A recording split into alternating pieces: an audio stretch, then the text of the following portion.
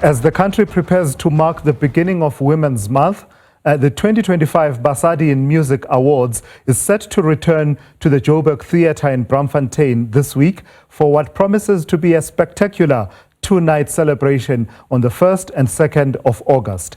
The awards are billed as a showcase of talent, honoring the legacy, leadership, and unshakable spirit of women in music. From gospel legends to genre-shaping pioneers, this prestigious event is a reminder that women are not only the heartbeat of the South African music scene, they are its architects, its voices, and its visionaries. Among those who will be honored this year will be the Queen of Gospel, that is Rebecca Malope.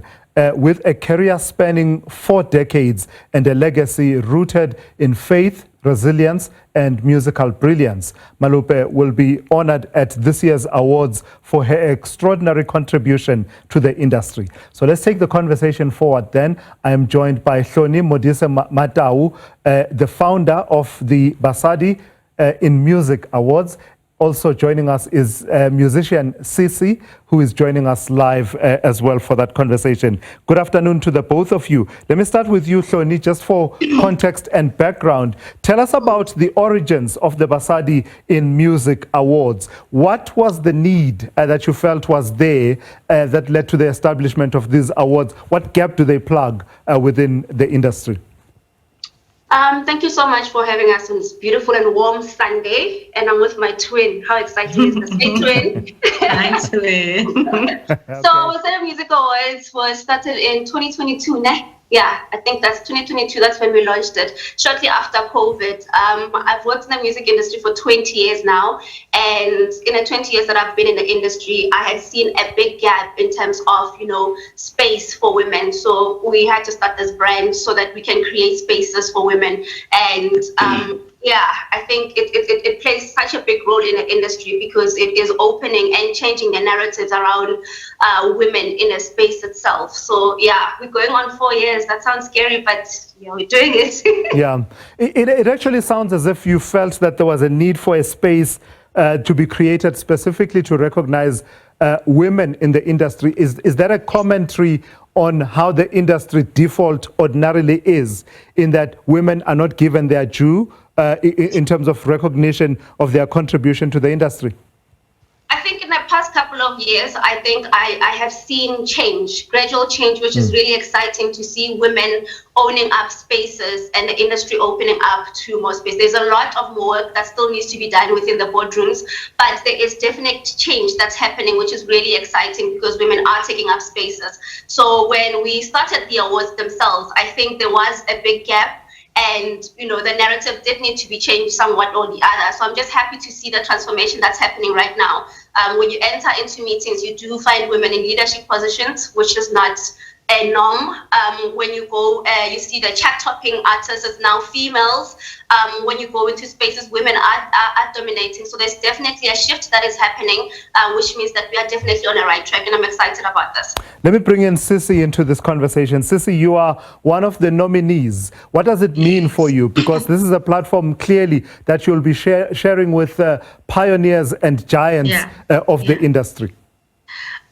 First of all, I'm really excited that this project is done by a woman, and she decided that if the doors are closed, she's going to create the doors for women. So I'm really excited to be nominated against such amazing women and to share the space with women that really paved the way for us as artists, and to pass on the baton and us having to pass it on to, the next generation, your ladies, your Liemas. It's really, really excited, your Ndogozos.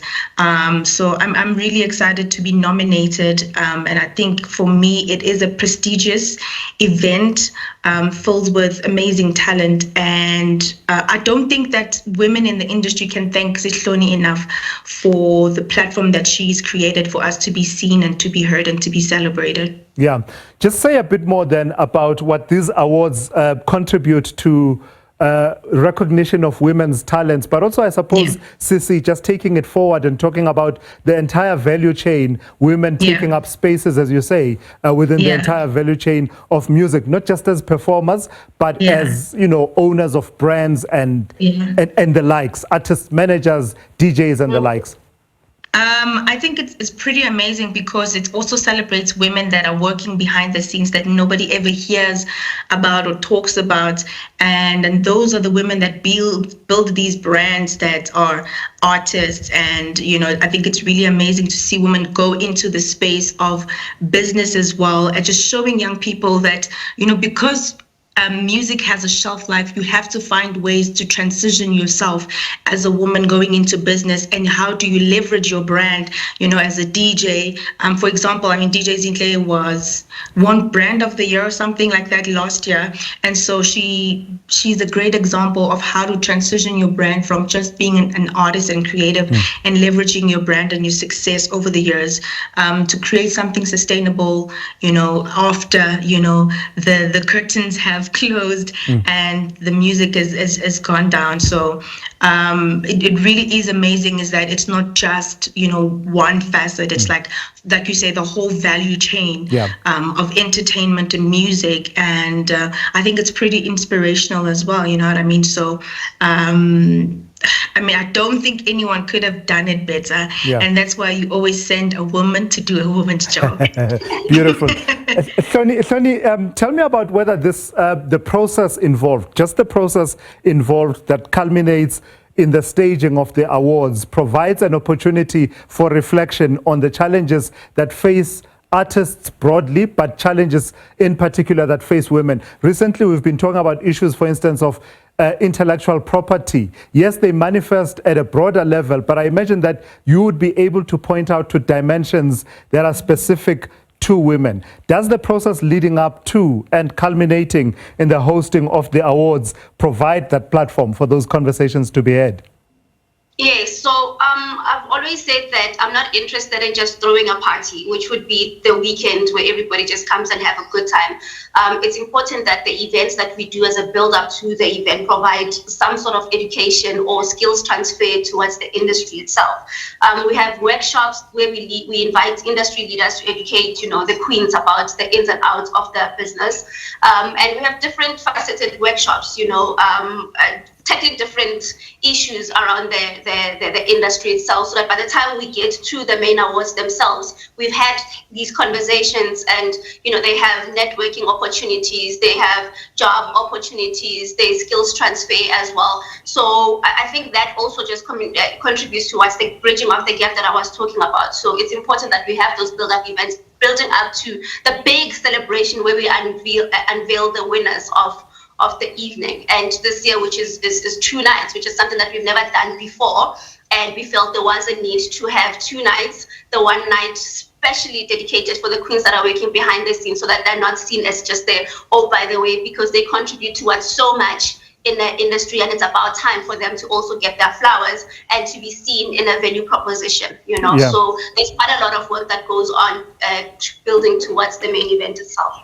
And are you always intentional about, Hloni, are you always intentional about who you honor in terms of the legends of the industry? Tell me about this decision, for example, around Rebecca Malope. It's an obvious one, but to the extent that to the extent that anyone feels that it needs to be explained, I don't know. Explain it. It's interesting that from year one, people were like, yeah, Dr. Rebecca, Dr. Rebecca, Dr. Rebecca.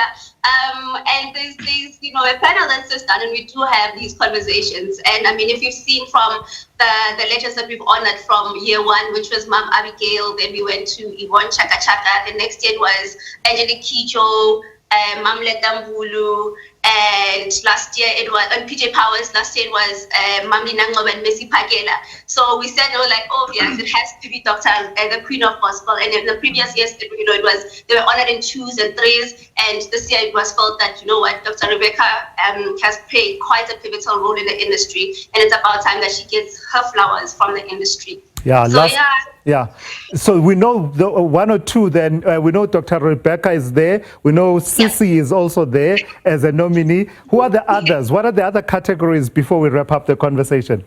I'd say say that, I'm very excited about the artist manager category, precisely because I've also walked in those footsteps. So to see those queens that work so much, to build the artists that we have, and the nominees that we have, have done incredible work in terms of building the legacies of these artists. It's just really an incredible honor to be able to say, hey, win or not, bottom line is you are being recognized and being seen for the incredible work that you guys have been doing to take our artists from, local grounds to them going to like international or, achieving great things that women wouldn't have ordinarily achieved. So I'm really, really excited. It's one of my favorite categories. It really is. Yeah, your excitement really shines through and it's infectious.